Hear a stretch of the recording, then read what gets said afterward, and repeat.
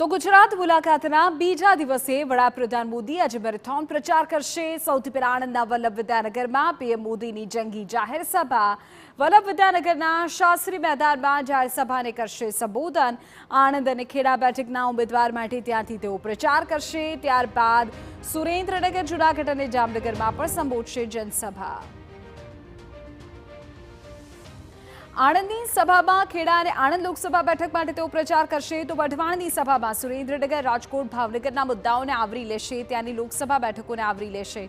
જૂનાગઢની સભામાં અમરેલી, પોરબંદર, જૂનાગઢ બેઠક માટે તેઓ પ્રચાર કરશે, તો જામનગર દક્ષિણમાં જામનગર અને પોરબંદર બેઠક માટે તેઓ પ્રચાર કરશે।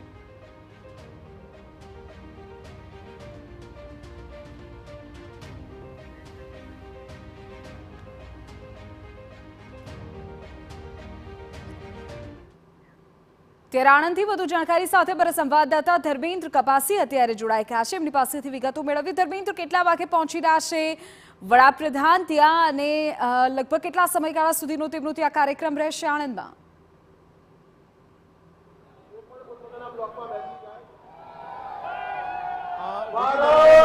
વિદ્યાનગરમાં સભા છે ત્યારે આણંદ અને ખેડા જિલ્લામાંથી લગભગ 30,000 કરતા વધારે જે કાર્યકર અને ભાજપના સમર્થકો અત્યારે ઉમટી પડ્યા છે।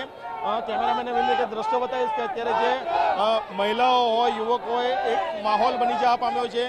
જય શ્રી રામના અત્યારે નારા લગાવી રહ્યા છે। આપણી સાથે કેટલાક લોકો જોડાયા છે, આપણે તેમની સાથે વાત કરવાનો પ્રયાસ કરીશું।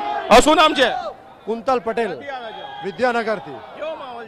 માહોલ આજે જોરદાર છે અને આજે માનનીય પ્રધાનમંત્રી શ્રી નરેન્દ્ર મોદી સાહેબ જ્યાં એક યુગ પુરુષ છે એમની સભામાં હું ઉપસ્થિત થયો છું અને હું ખૂબ આનંદ અને ગર્વ અનુભવું છું, કારણ કે આપણી ભારતીય સંસ્કૃતિ અને જો આપણે આપણો વારસો જાળવી રાખવો હશે તો આપણે કયા પ્રકારનો માહોલ છે આ વખતે? કે કોંગ્રેસ પણ અમિત ચાવડાને ઉતાર્યા છે। જે પણ માહોલ હોય અત્યારે રામનો માહોલ છે, જે રામનો છે આપણા કામનો છે। અત્યારે દરેક નાત જાત કર્યા વગર દરેક આપણા ભારતના નાગરિક એક થઈ ભારતનો રથ આપણે મોદી સરકારને આપવાનો છે। ભારત દેશની લગામ મોદી સાહેબને આપવાની। અત્યારે આપણા દેશને દેશ દિગંતમાં 10 દિશાઓની અંદર ભારત ભારત થઈ જવું જોઈએ, ત્યાં સુધી આપણે બધા એક થવું પડશે। બોલો જય જય શ્રી રામ। જલ્પેશભાઈ, જે તમે પણ ભાદરણ બાજુથી આવો છો, કાંઠાગારો કોંગ્રેસનો ગઢ છે, ચાલુ ચૂંટણીમાં કયા પ્રકારનો માહોલ જોવા મળી રહ્યો છે? અત્યારે બધું જ એક જ તરફી માહોલ જોઈ રહ્યો છે। મોદીભાઈ મોદીભાઈ મોદીભાઈ, જય જય શ્રી રામ, જય જય શ્રી રામ ચાલી રહ્યું છે। ક્ષત્રિય વાળા જે પુરુષોત્તમ રૂપાલા સાહેબનો વિરોધ કરીએ, બધા જ કોંગ્રેસી પ્રેરિત વ્યક્તિઓ છે। ભારતીય જનતા પાર્ટીને જોડેલો વ્યક્તિ ક્યારે કોઈ જગ્યાએ નથી જવાનો।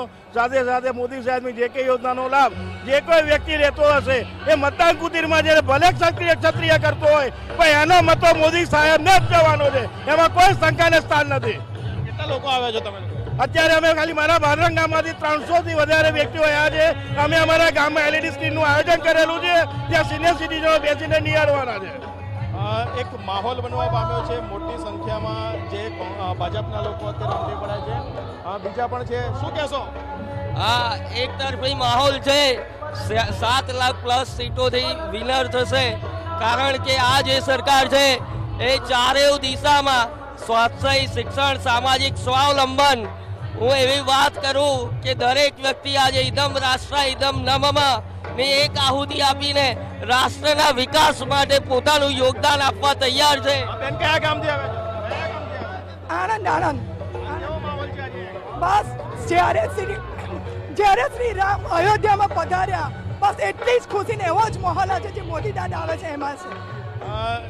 ચોક્કસથી એક માહોલ બનવા પામ્યો છે, સાથે સાથે નાગરિકોની અંદર પણ એક ખુશીનો માહોલ જોવા મળી રહ્યો છે, કારણ કે ઘણા લાંબા સમય પછી પ્રધાનમંત્રીનું વિદ્યાનગરની અંદર આગમન થઈ રહ્યું છે અને તેને જ લઈને જે સમગ્ર પંડાલ છે તેની અંદર અત્યારે મોદી વાતાવરણ થયેલું જોવા મળી રહ્યું છે। જી બિલકુલ ધર્મેન્દ્ર, આગળ પણ આપની પાસેથી અપડેટ મેળવીએ છીએ। અમારા સંવાદદાતાએ જે પ્રકારે જાણકારી આપી, અત્યારથી જ કાર્યકર્તાઓનો જે ઉત્સાહ છે તે જોઈ શકાય છે અને ઉલ્લેખનીય છે કે આણંદમાં આ વખતે ભાજપે તેમના સાંસદે રિપીટ કર્યા છે, તો સામે અમિત ચાવડાની ટફ ફાઇટ છે। એક તરફ ક્ષત્રિયોનો મુદ્દો છે, ત્યારે આ તમામની વચ્ચે વડાપ્રધાન એ મંચ પરથી શું બોલે છે તે જોવું રહ્યું।